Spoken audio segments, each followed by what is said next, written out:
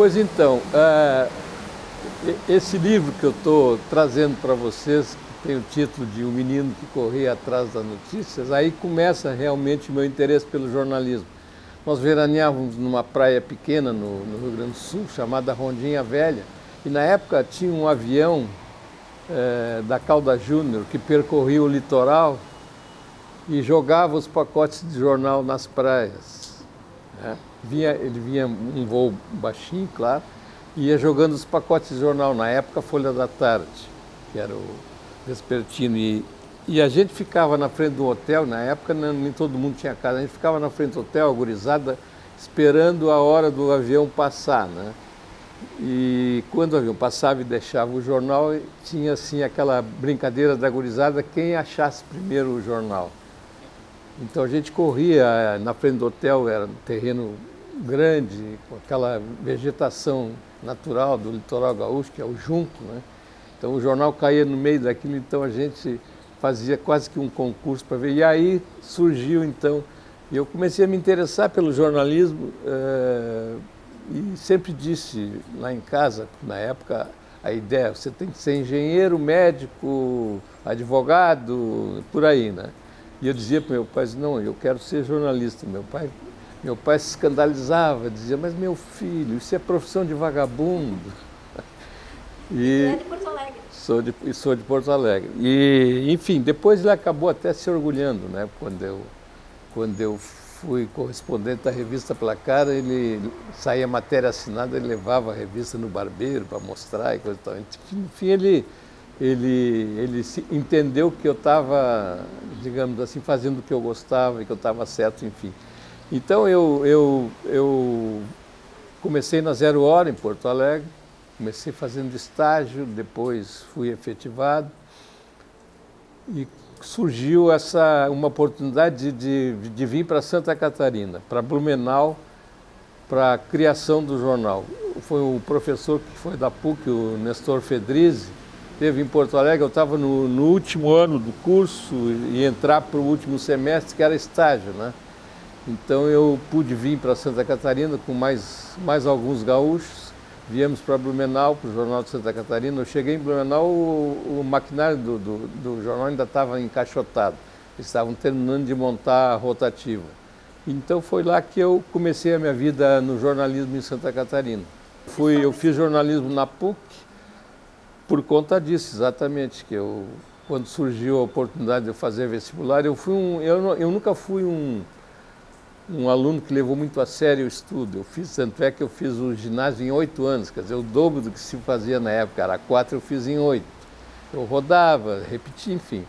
E eu fiquei nessa ideia fixa de fazer jornalismo e eu resolvi fazer então o curso na PUC, consegui passar já de cara, assim, e comecei na Zero Hora, e da Zero Hora, quando o Fedrizzi esteve em Porto Alegre, eu digo, eu vou tentar profissionalmente em outro estado, eu achei uma ideia interessante, então eu vim para Blumenau, em junho de 1971. A gente deu um duro danado, porque era uma equipe pequena, passei por todos os setores do jornal, até na paginação, e foi um aprendizado muito grande, né? Porque a gente fazer tudo num jornal e nascer com um jornal foi muito interessante. E eu cheguei em junho, e o jornal saiu se eu não estou enganado com a data, 21 de setembro. Quer dizer, foi um processo muito rápido.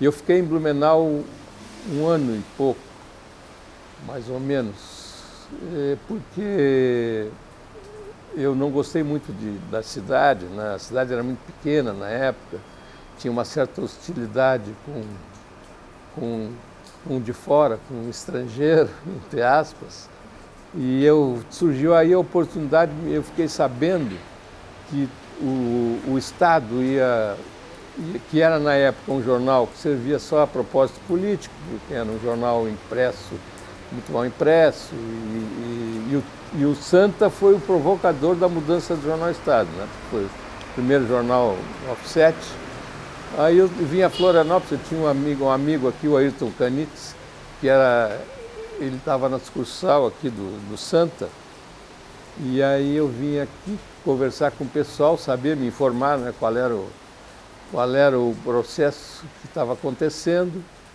E foi quando eu me encantei pela cidade, porque eu vim num domingo assim, aquele domingo de céu azul, e o Canitz tinha um amigo, Adolfo Zighelli, que tinha um iate.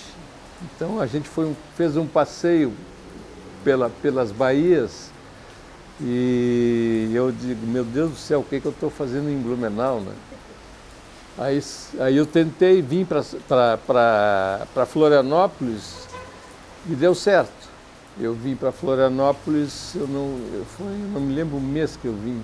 Enfim, eu só voltei para Blumenau para pedir demissão e fazer as malas, né, e vim para cá. Digamos assim, o cabeça da história, o propulsor de tudo foi o Nestor Fedrizzi, que ele tinha assim, jornalismo na veia. Ele era apaixonado por jornalismo, então ele cuidava de tudo,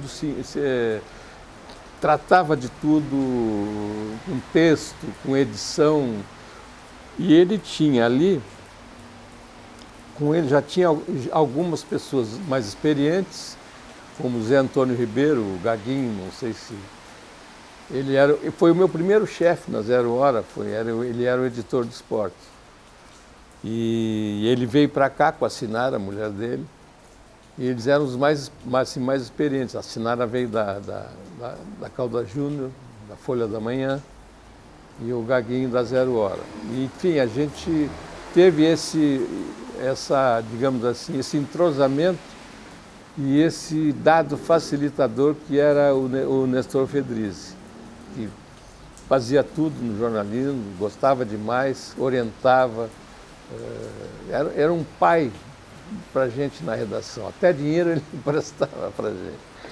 E então foi com ele e foi, enfim, um aprendizado muito interessante e que rendeu, digamos assim, rendeu alguma incomodação também, porque por causa o Santa foi uma novidade muito impactante. Tinha gente na cidade que tinha coluna num outro jornal, que eu não me lembro o nome do jornal, acho que era A Cidade até, que fazia quase que diariamente alguma coisa dando uma espetadinha na gente, sabe?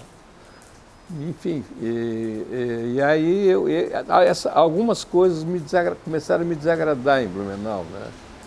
Eu senti que eu precisava tomar outros ares e aí achei Florianópolis, conforme eu contei, né? Que também foi uma experiência muito interessante, porque a gente começou, né, com o processo do Estado passando para o Offset, um jornal estadual, né? O Santa também se transformou no jornal estadual. E aí o Estado, provocado por esse surgimento do Santa, teve que agir, né? E resolveu também, aí montou uma equipe.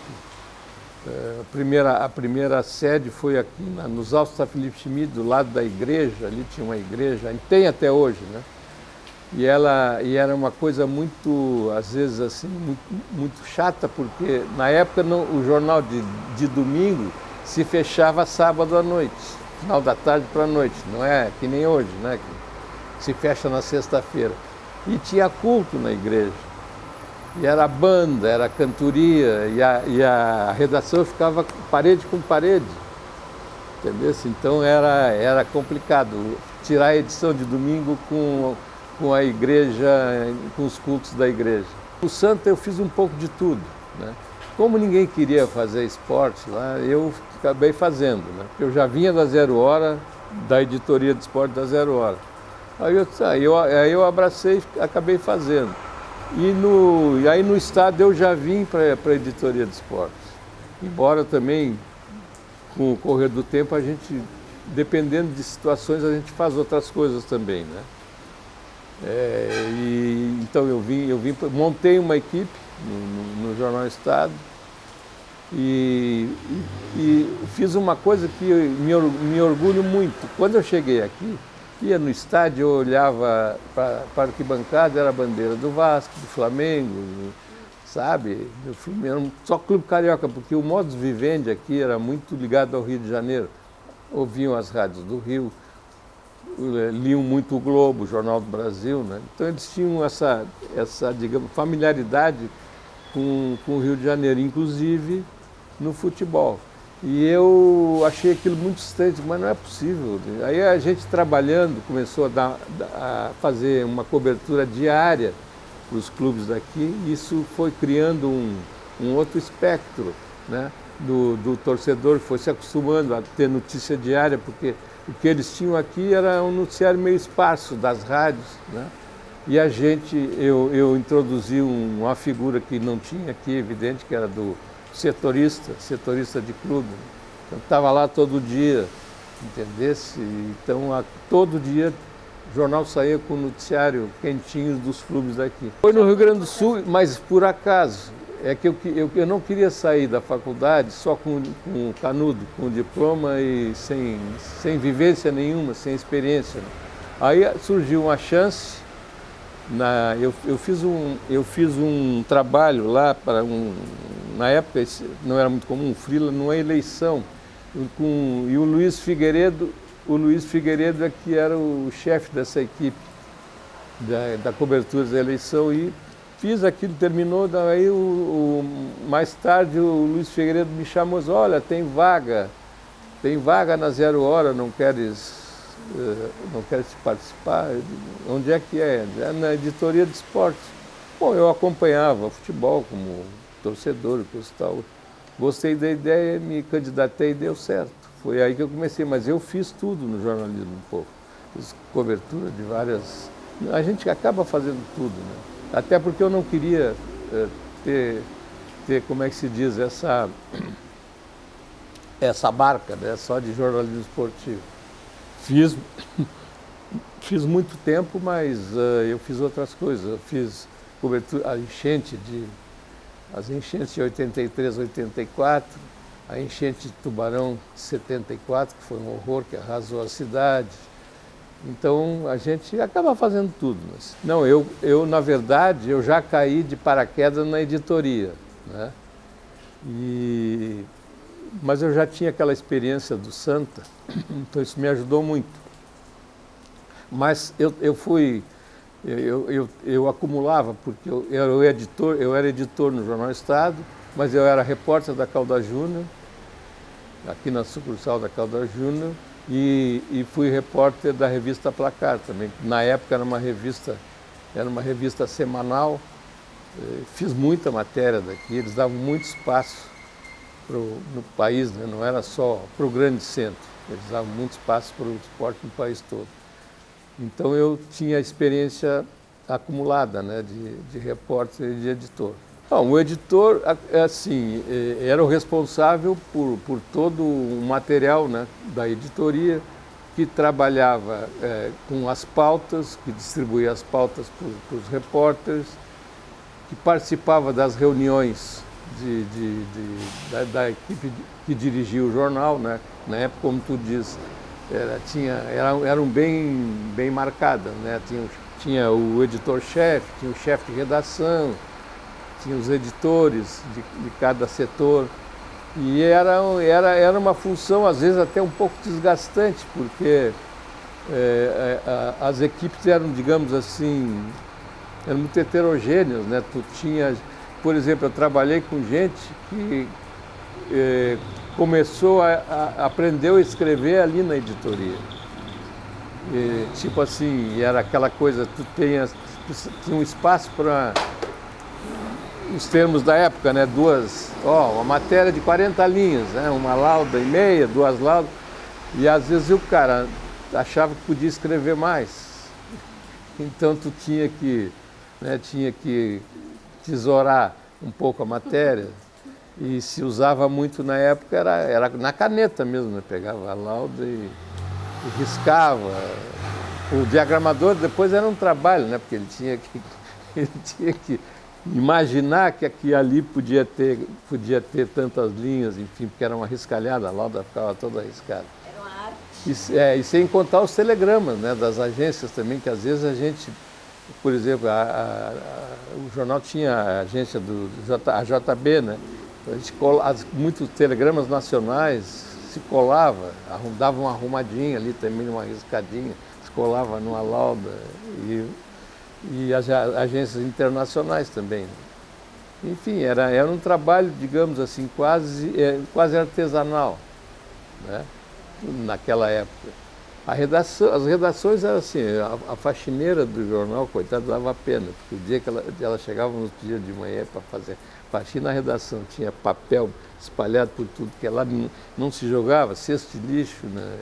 Uma fumaceira, cinzeiro cheio, era um ambiente bastante insalubre. Não tinha, era outro,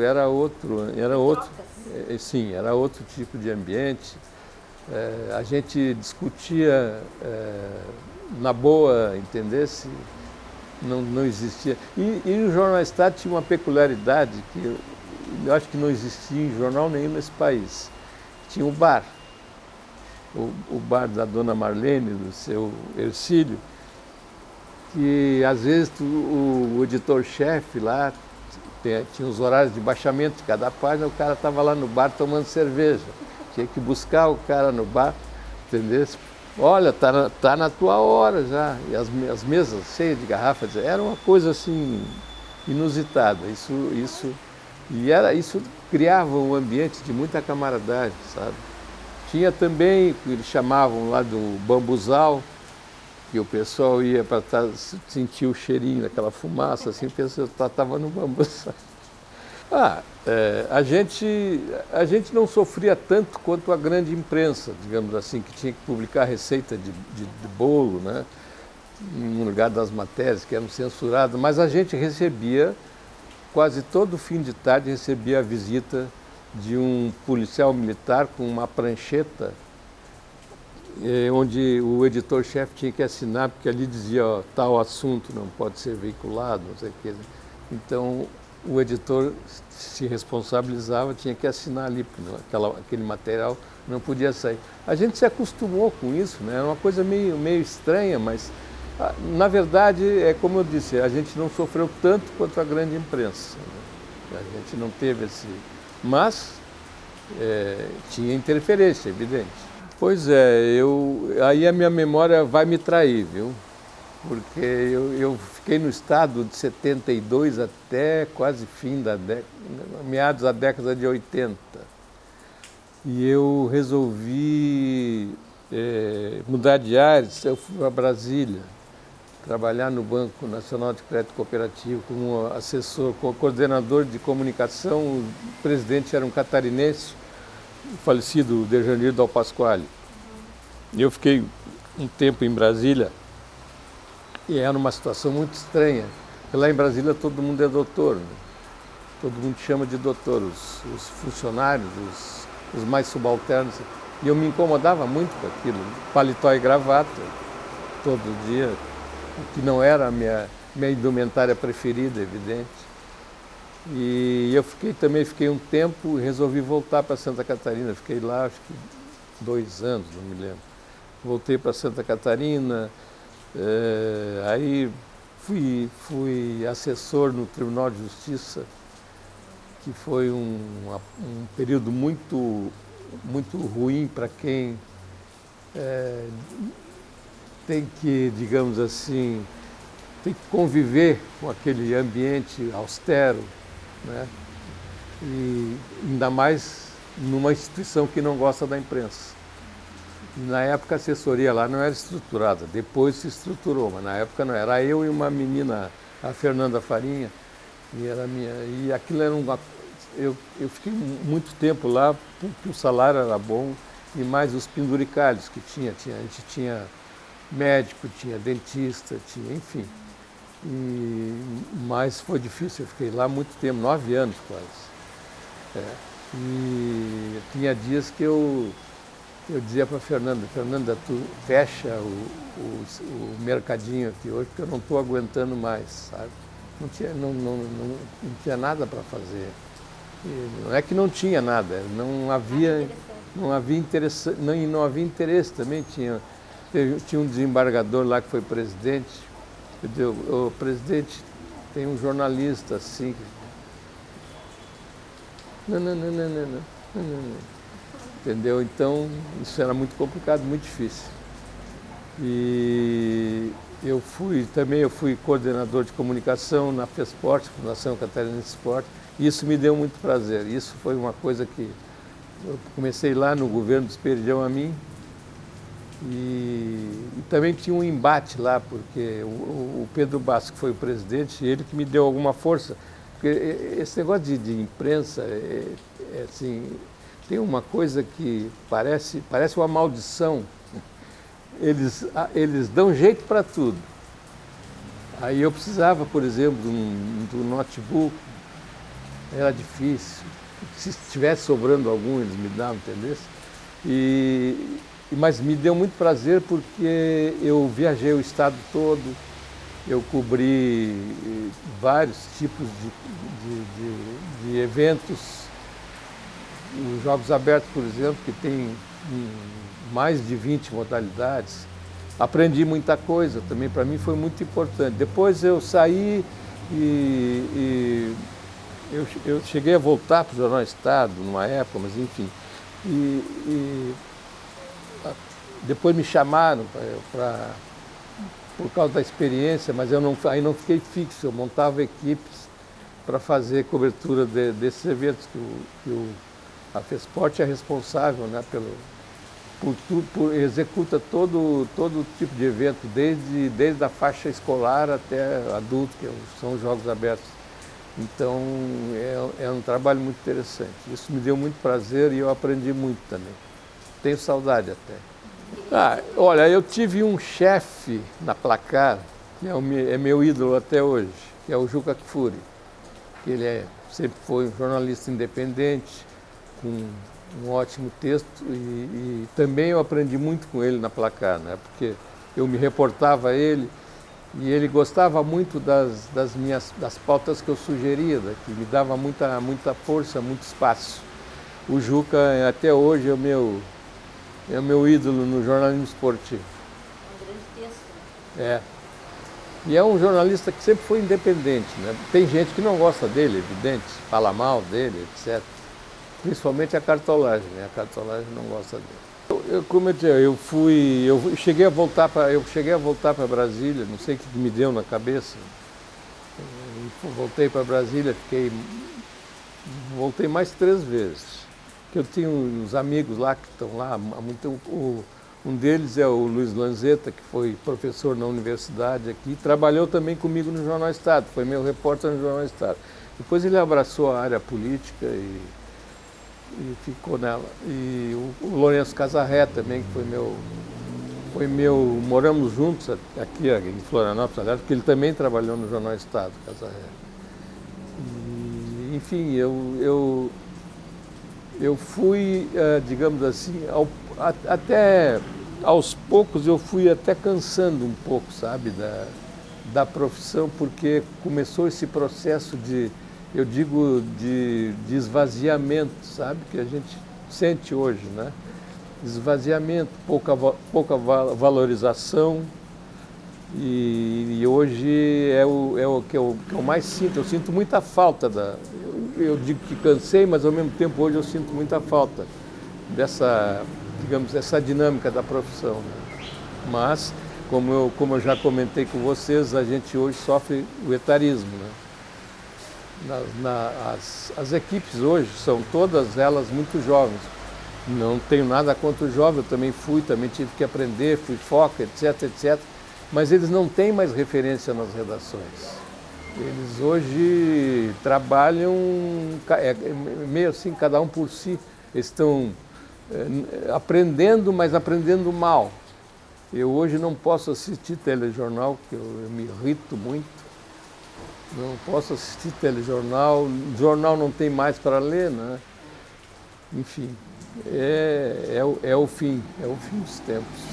Isso foi uma coisa muito triste, porque o jornal, o jornal não se preparou, o dono do jornal não se preparou para a concorrência. Quando chegou a concorrência, o processo natural foi de enfraquecimento do Jornal Estado, que era o grande veículo que se tinha aqui ainda, fazendo justiça junto com o Jornal Notícia também, né? E então, para mim, assim, um dia que eu fiquei muito triste foi quando eu soube que o acervo fotográfico do Jornal Estado estava todo ele jogado, porque o prédio foi vandalizado, né? E o arquivo fotográfico do jornal estava todo jogado no chão. Alguns fotógrafos, eu acho que o Oreste foi um, o outro quem foi, eu não vou me lembrar agora, que passou no jornal e recolheu alguma coisa, né? Que ainda... O Giba, enfim, imagina o quanto se perdeu, né, com isso. E essa história do livro, ele exatamente foi, digamos, pensado para resgatar alguma coisa, né, do que se fez esses anos todos, que não tinha nada. Assim como, por exemplo, hoje vocês estão fazendo esse trabalho importante, né, de memória, não tinha nada. Então surgiu essa ideia e depois até se formou o grupo. Então a gente fez esse grupo para anualmente comemorar, né, lembrar o jornal. Até que culminou com mais 2 livros, né? Foi as 100 capas. Foi um trabalho de pesquisa muito grande que a gente fez, porque a gente escolheu mais de 200 e assim a gente adotou um critério de estética e de jornalismo também, né? Jornalístico. O 100 capas foi resultado de pesquisa que a gente fez na biblioteca. Então a gente... As melhores capas. naquele critério que eu falei, né? Que foi a estética e o jornalístico também. Bom, uma delas, sem dúvida, foi a queda do avião da Transbrasil. Eu me lembro que eu morava na Felipe Schmidt, no edifício, como é o nome daquele, um edifício que fica em frente ao Arthur ali. E eu estava deitado num sofá, mexendo no rádio, que eu gosto muito de rádio, então eu estou sempre mexendo no rádio. Daqui a pouco eu sintonizei a Guarujá e o Nazareno Coelho, falecido, anunciou que tinha caído um avião da Varig em Florianópolis. Aí depois se viu, não era da Varig, era da Transbrasil, enfim, mas imediatamente chovia aquela noite, que era um negócio impressionante. Eu comecei a telefonar para algumas pessoas, para fotógrafos, aí a gente começou, aí se juntou. Eu nunca me esqueço da imagem que eu vi no alto do morro lá, na SC, com aquela chuva de noite, né? Um clarão ao fundo lá no Morro da Virgínia, onde tinha caído o avião, e aquela chuva e helicóptero, sabe? Aquilo gravou na minha memória aquela imagem. E a gente acabou, o pessoal foi chegando no jornal, foi chegando, e o pessoal foi chegando e tinha gente já saindo para ir lá para o morro, né? E era uma missão um pouco complicada, porque para chegar lá em cima onde caiu o avião, os bombeiros estavam lá, eles alguns se perderam, inclusive, foram ajudados pelos bombeiros, enfim, e a gente fez trancou como é que se diz a edição que está? Parem as máquinas. Trancou a edição, né, pelo menos para o que estava saindo para o interior, para a gente fazer uma capa, fez uma capa, conseguimos editar uma matéria, e aí ficamos aquela noite toda, passamos o domingo inteiro, que foi num sábado, passamos o domingo inteiro na redação, até fazer a edição de segunda-feira completa, né? Então essa foi uma cobertura que me marcou muito. A outra cobertura foi a das enchentes de 83 e 84. Né? A mais séria delas foi a de 83, porque devastou, né, boa parte do estado. Eu me lembro até, tem uma foto do Lorival Bento, que depois nós fizemos um quadro, era uma das fotos da redação, que era os porcos em cima de uma árvore, os porcos do frigorífico Pamplona, de Rio do Sul, que a correnteza arrastou, e eles foram parar em cima de árvores, né? Que a gente tinha aquela foto, a cara... Eles foram parar, aquilo virou um quadro na redação, com outros, né, que a gente tinha daquele trabalho naquela. Então, essa também foi uma cobertura importante, as enchentes de 83, 84, porque a gente também teve que mobilizar assim, todo o jornal, né? Teve gente que foi para o interior e era difícil, pegava carona com o helicóptero do Exército, da FAB, barco, entendesse? E foi muito trabalhosa e exaustiva, mas foi muito interessante também aquela cobertura. E no esporte tem alguma muito especial para ti? No esporte tem uma de Chapecó, nos Jogos Abertos de Chapecó de 1975. Chapecó sempre até hoje uma cidade que eles têm muito, digamos, são muito bairristas, né? E nós montamos uma equipe em Chapecó para cobrir os Jogos Abertos, na casa de um cara que depois até foi presidente da Federação, Heitor Pascoaloto. Era uma casa que ele chamava a casa, a casa de veraneio dele. E era no centro da cidade, era uma coisa muito engraçada. E ele era um italiano cheio do dinheiro, né? E o comércio dele ficava 2 quadras adiante da casa de veraneio dele. E ele nos emprestou a casa com tudo que tinha dentro, sabe? Com aparelho de som, televisão, refrigerador, o refrigerador cheio, né? Ele deixou o refrigerador cheio. E aí nós instalamos a redação com aparelho telex, telefoto, tudo, uma redação completa. Aí logo no começo a gente tinha assim como pauta ver qual é o município que chegou primeiro, qual era o município menor, qual era o maior. E nós fomos fazer uma matéria, o Aldírio Simões foi fazer uma matéria com a delegação de São Joaquim, que estava hospedada num pavilhão da EFAP, onde é a feira agropecuária deles.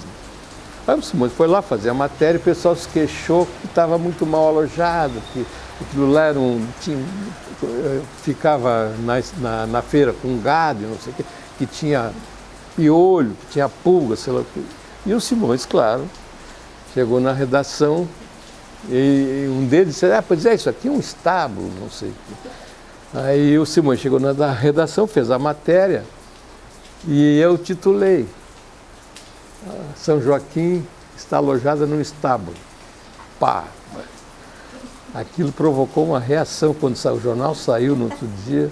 Aquilo provocou a reação na cidade. O juiz, que em vez de apagar o fogo, ele incentivou, fez uma publicação num boletim da cidade lá. Foi muito complicado. Pessoal, na época o jornal ia para Chapecó num avião acho que ainda era Transbrasil. O pessoal queria ir no aeroporto pegar o pacote do jornal, Botafogo, passavam na frente da casa que a gente estava alojado, jogavam pedra. Teve gente, inclusive em restaurante, que não quis nos atender. Nós tivemos que arrumar um restaurante lá para fazer as refeições de um italiano muito simpático que tinha lá, que não queria saber de encrenca, enfim. Essa foi uma cobertura bem interessante e perigosa. Inclusive, o Comelli, dono do Jornal Estado, Zé Matusalém Comelli, teve que mandar um telegrama lá para o batalhão, né, pedindo, não de garantia de vida, mas, né, um certo cuidado conosco. E por coincidência, lá em Chapecó, uma outra vez também, eu fiz uma matéria para a revista Placar muito favorável à chapecoense. Muito. Era um cara dono do SAIC, que era SAIC, que agora não existe mais, agora eu acho que é da Sadio, da Perdigão, não sei.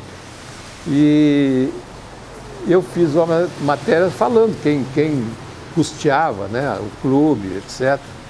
E um dos que patrocinava o clube era esse frigorífico, né? Saí, fiz a matéria, São Paulo, etc. E quando eu estava, coincidentemente, eu estava em Chapecó, porque na época a gente viajava para cobrir os jogos, né? Hoje não. E eu resolvi ir na banca, que eu sabia que tinha chegado a revista. Fui lá, quando eu abri a revista, os caras em São Paulo titularam A Linguiça Paga. Rapaz, isso era uma ofensa para eles, isso. Né? Eles tinham assim um complexo, eu digo, isso vai dar uma encrenca. Não deu outra. Eu tinha, na época, a Chapecoense estava jogando em Xaxim, porque o estádio deles lá estava em reforma, não sei. Quando eu voltei, na época fiquei no hotel Santa Terezinha, era o melhor hotel da cidade, que era do lado de um bar que seria lá o ponto chique deles, entendeu? Quando eu cheguei na frente do bar, tinha uma mesa cheia de gente, garrafa, eu vi que um cara fez assim, eu paralisei. Tu não tem reação nenhuma, eu paralisei. Minhas pernas endureceram. Aí um cara que estava comigo, o Ney Boto Guimarães, que foi narrar o jogo para a Rádio Guarujá, era um jogo do Avaí com a Chapecoense. Ele me deu um encontrão assim, me jogou para trás de uma coluna e disse, te manda. Aí eu fui, a porta do hotel era do lado, eu subi e fiquei lá no apartamento. Até saber que as coisas tinham. Era um cara que o curioso é o seguinte, ele não reclamou tanto da matéria, ele ficou chateado que não saiu o nome dele. Aí eu tenho que começar pelo fim, que hoje não tem mais jornal. Então, as coberturas... Hoje eu não gosto nem de falar sobre o jornalismo esportivo que se faz hoje. Porque, claro, eram outros tempos, né? A gente viajava muito, inclusive para fora de Santa Catarina, no campeonato nacional, a gente viajava para cobrir os clubes e acompanhava de perto, fazia cobertura diária, nos treinos. E hoje eu não tenho nem como comparar, porque hoje não se faz cobertura, hoje as rádios não fazem a cobertura diária, eles aproveitam o material que vem das assessorias dos clubes, se acomodaram com isso, entendeu? E o jornal não tem, só tem só tem TV e rádio, notícias do dia. Então a cobertura hoje está muito, eu acho muito ruim, e não é porque não haja condições, é que os empresários também hoje têm outra cabeça, né? Para eles o produto digamos assim, é meio secundário. Eles jogam muito confete neles, né? Se autoelogiam bastante, somos os melhores, fazemos o melhor, mas vamos falar, como tu perguntasse do esporte, então é o mesmo trem, sabe? Não existe mais uma cobertura assim, que tu ouve uma rádio, ouve uma rádio, o jornal não tem, a televisão também cobre precariamente. Enfim, eu acho muito triste o que está acontecendo hoje, falando especificamente do jornalismo esportivo. Podia ampliar isso, mas aí a gente vai ficar até...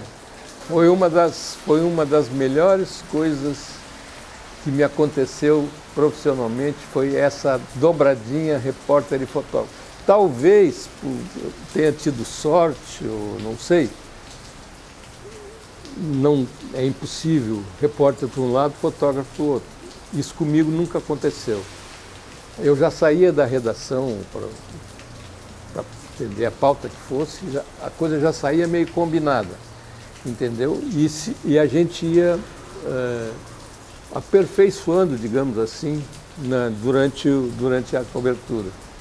Isso para mim foi maravilhoso. Eu trabalhei com gente também que tinha, sabe, que tinha o gosto. O Orestes Araújo, o Lorival Bento, o Marco César, o eu vou acabar esquecendo de alguém. Cláudio Silva, que trabalhasse? Cláudio Silva? O Claudinho, o Sarará? Sim, sim. Claudinho. Enfim, eu acho, não sei se dei sorte ou se eu também tinha uma visão, sabe, assim, para esse contexto, né, de repórter e fotógrafo, tem que trabalhar junto. Porque eu vi muito, porque também vi muito ao contrário, quer dizer, eu vi muita gente trabalhando, o repórter para um lado, o fotógrafo para o outro. Aí chega na redação, tens aquela foto? Ah, não tem. O fotógrafo perguntar para o repórter, vem cá, visse aquele detalhe, né? Entendeu? A gente tinha que trabalhar sempre em conjunto, não tinha como. Pois é, mas assim, ó, onde é que... Qual é o veículo que tem hoje? Tem notícias do dia que tem um fotógrafo. Um só? Imagina, olha o valor que dão por ele. E a imagem como é que numa edição, ela é fundamental, né? Como é, por exemplo, como é que vai fazer uma cobertura? Mas é que hoje eu nem sei como é que isso ia acontecer. Como é que vai fazer a cobertura da queda de um avião? No episódio que eu contei, da queda do avião da Transbrasil, o cara já saía junto com o fotógrafo. Entendeu? Não ia, era trabalho em dupla. Eu acho que foi, eu não vou falar em nome porque eu vou acabar me esquecendo, mas era assim. Era operação casada. Não podia ser diferente. Bom, o que eu vejo hoje, eles não perguntam. Não perguntam. Às vezes eu vendo as matérias, estou falando agora de televisão, né? Porque, enfim, é o que temos para o momento. Eles não perguntam. Fica faltando. Eu acho que uma coisa elementar, básica no jornalista é a curiosidade. Tu tem que exercer a curiosidade, sabe? Senão não chega, digamos assim, fica faltando coisa na matéria. Eu vejo isso hoje, vou falar de novo, né, nas televisões, sabe? Eu fico na frente da televisão fazendo pergunta. Me dá uma agonia isso, sabe? E tem gente, a Lena não gostava de assistir telejornal do meu lado, porque disse, mas tu é chato, sou mesmo, fico agoniado. E eu acho que é isso, falta curiosidade e eu acho que falta orientação nos cursos. Pode ser que eu esteja enganado, mas eu acho que falta orientação. Não, exatamente, falta orientação no curso e falta orientação nas redações. E assim eu fico às vezes pensando assim, puxa, será que não tem um responsável pelo conteúdo, sabe? Ou ler, ou ver aquilo e dizer, olha, chamar o repórter depois dizer, olha, isso aqui podia ser de outro jeito. Como fizeram comigo, né? Eu nunca me ofendi por causa disso. Pois é, eu tinha assim, eu sofri uma pressão para escrever esse livro. Tu tem muita história para contar, mas eu tenho muita história, mas a minha memória já não é mais a mesma. Afinal de contas, já são mais de 50 anos de profissão. E eu acho que eu não tenho fôlego literário para escrever um livro, né? E nem memória suficiente. Mas aí a pressão foi tão grande assim, pressão na boa, né? Que eu um dia resolvi sentar na frente do computador e tentar, vamos começar a escrever. Não me lembro nem por onde. Eu acho que eu comecei por essa história do pacote de jornal. Eu acho que foi por aí. E aí fluiu. Eu fui me lembrando de coisas, fui me lembrando de episódios, fui me lembrando e aí fluiu. Aí saiu esse livro Menino que Corria Atrás das Notícias. Pois então, eu tomei um choque agora com esse negócio de inteligência artificial, que eu não me liguei nessa história ainda. Eu sou obrigado, eu vou ter que me ligar nisso. Porque saiu esse anúncio que está muito falado da Volkswagen, da Elise e da Maria Rita, eu achei maravilhoso, eu me emocionei com o anúncio. Aí até escrevi uma bobagem lá no Facebook, meu Deus do céu, tá caindo o mundo em cima da agência que fez o anúncio, inclusive o CONAR agora está um processo ético contra... Eu digo, cara, eu estou pasmo. Qual é o mal nisso aí? Qual é o problema? Eu não entendi ainda, vou ter que prestar atenção nisso para daqui a pouco eu não estar escrevendo bobagem, não estar pensando bobagem, mas eu, sinceramente, eu estou dando esse exemplo porque eu achei maravilhoso. Pois é, mas assim, ó, já eliminaram tanta coisa do jornalismo que eliminar mais um, não... Tu acha que o jornalismo tem futuro ou ele está morrendo? Olha, eu tenho muito cuidado em falar nisso pelo seguinte, as pessoas, olha, não fica falando que era melhor naquele tempo, mas não se trata disso. Ora, bolas, a vivência que eu tive, que eu tenho, eu não posso tapar os olhos, fechar os ouvidos, as coisas estão acontecendo. E não é para, digamos assim, para melhor, infelizmente é para pior, sabe? Então, eu não sei, sinceramente, eu acho que até me nego a pensar muito nisso, para não me assustar, para não ficar muito triste. Pois olha, eu estou pensando seriamente em parar de escrever no Facebook. Porque eu tenho recebido esses dias eu fiz uma postagem sobre por que eu não gosto de futebol feminino. Meu Deus do céu, caiu o mundo na minha cabeça. Caiu o mundo na minha cabeça. É que as pessoas leem apressadamente ou não entendem. E aí pronto. Inclusive, uma das revoltadas, digamos assim, é mãe de uma atleta de futebol feminino e ela me esculhambou. Mas o que eu vou fazer? Já me disseram, o meu grilo falante vive no meu ouvido dizendo, para, pensa. Mas não consigo, não adianta, eu escrevo o que eu sinto, entendeu? Às vezes eu até tenho certo cuidado, evito, mas assim como esse episódio daí do futebol feminino, é assim, ó, já me chamaram de machista, de tudo que vocês possam imaginar, porque antes disso eu já vinha falando que eu não gosto de mulher narrando futebol. Acho que a mulher não tem alcance de voz. Quando ela quer chegar, digamos assim, para tornar mais sensacional, para retratar de maneira mais sensacional, falta a voz, entendeu? Mas nós temos boas comentaristas, boas repórteres, entendeu? Então eu faço essa diferença, mas não adianta, não tem jeito. Já ouvi de tudo. Porque começa pelo seguinte, algumas modalidades, elas têm algumas diferenças na regra para as mulheres. E eu acho que o futebol também teria que ter, inclusive nas dimensões, sabe? Do campo, da goleira. Porque não adianta, a mulher não tem a mesma, digamos assim, por mais que ela treine, que ela faça exercício, ela não tem a mesma força física que tem o homem. Não adianta, não tem. E dou olho um jogo assim, consigo perceber perfeitamente a diferença que tem. Mas como é que se diz? Não há entendimento disso e o mundo cai se tu falar contra.